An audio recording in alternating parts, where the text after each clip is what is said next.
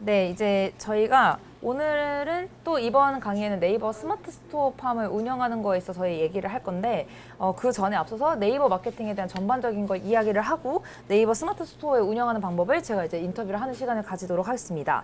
네이버 마케팅은 보통 검색 기반 혹은 쇼핑 광고 예를 들면 이제 쇼핑 제품에 이제 상위 노출되는 건데 이게 단순히 제품만 되는 게 아니라 저희도 책 출판 검색했을 때 네이버 쇼핑에 등록을 했거든요. 그래서 서비스나 이런 보이지 않는 것들도 등록이 되더라고요. 예를 들면 뭐 헤어샵이나 뭐 아니면 내가 컨설팅하는 것도 네이버 스마트 그런 데에 업로드가 가능합니다. 그리고 성과형 디스플레이 광고라고 네이버 플랫폼 내에 배너 광고를 했는데 그건 이제 네이버 측에 저희가 이제 의뢰를 하면 거기에 광고 비용이 지불이 되고 노출이 되는 그런 거가 있고요. 파워 컨텐츠 광고 같은 경우도 블로그 상위 노출과 비슷한 개념인데 파워 컨텐츠 같은 경우는 검색했을 때 이게 광고라고 네이버에 표시가 되어 있어요. 그래서 그건 네이버에 직접적으로 내가 비용을 내는데 안 좋은 점은 경쟁 키워드가 센 키워드일수록 클릭당 돈이 많이 나가기 때문에 제가 그렇게 추천을 드리는 편은 아닙니다. 그 다음에 파워플레이스 광고도 똑같이 내가 지도나 검색 기반의 장소로 했을 때 그 장소가 상위 노출이 되는 거를 파워플레이스라고 그 광고라고 하는데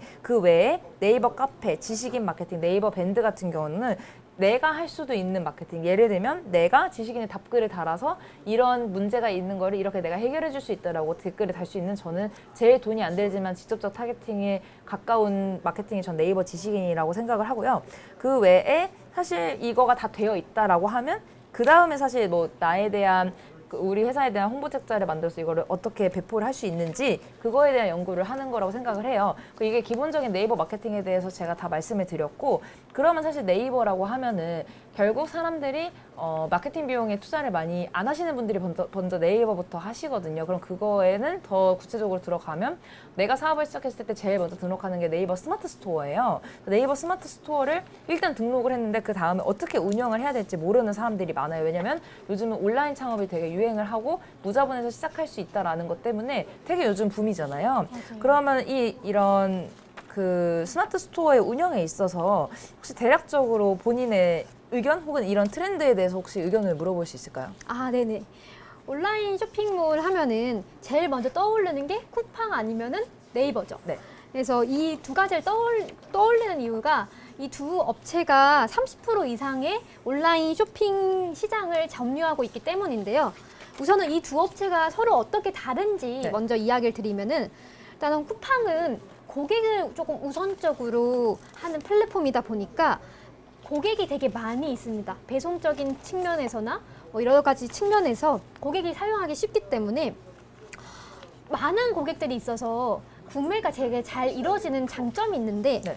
단점은 아무래도 수수료가 조금 더 높고 그리고 30일에서부터 90일까지 고객이 구매한다고 바로 돈이 들어오는 게 아니라 돈이 이후에 들어오게 되거든요. 그렇다 보니까 돈의 순환이 좀 좋지 않은 네. 어려움이 좀 있습니다. 그렇지만 운영하는 부분이나 배송이 하는 부분이나 쿠팡에서 관리를 좀 도와주기 때문에 그런 부분에서 장점이 있는데 이제 네이버 같은 경우는 수수료가 2%에서 3%대로 낮고 그리고 판매 수익이 그렇다 보니까 판매 수익을 또 높일 수 있고 2, 3일 이후에 바로 돈이 정산이 되거든요. 구매한 이후에.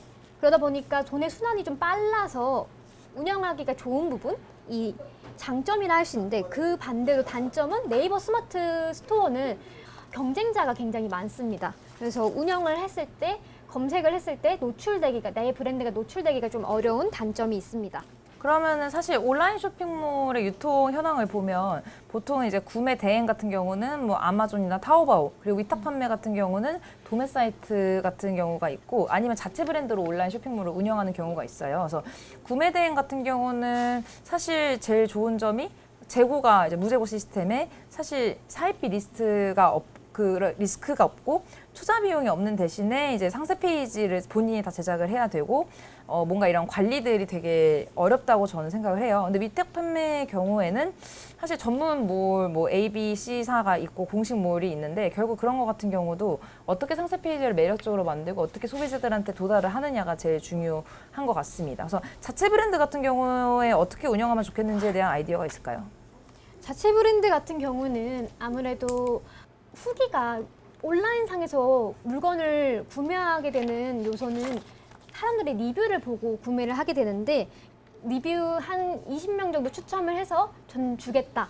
뭐 이런 이벤트들을 통해서 리뷰를 확보해 가시는 거, 그리고 상세 페이지를 제작하실 때 대부분 이미지로 만들어서 예쁘게 만들어서 올리는데, 예쁘게 만들어서 올리는 것도 중요하지만 그 네이버 자체가 키워드로 운영되는 플랫폼이기 때문에 이미지 올리고 그 다음에 텍스트도 좀 키워드 텍스트들도 써주는 게 중요할 것 같다라고 저는 생각을 합니다.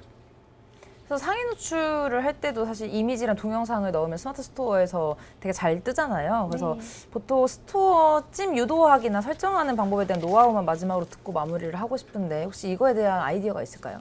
일단은 스마트 스토어 찜을 유도하는 거는 네.